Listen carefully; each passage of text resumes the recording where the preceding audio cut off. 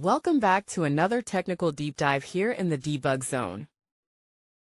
Today we're tackling a big question and breaking it down with insights from other users. Hopefully this clears up some misconceptions and helps you get the answer you need. So buckle up, stay a little curious, and let's jump right in.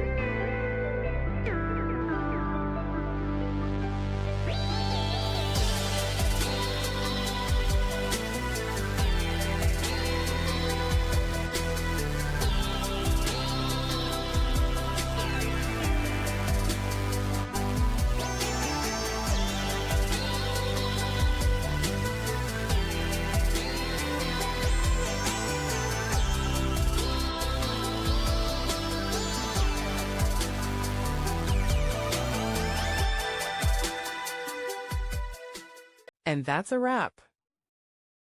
I hope you found the answer you were looking for. If you did, take a second to hit that subscribe button. It really helps out.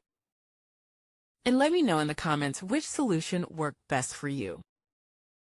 See you next time in the debug zone.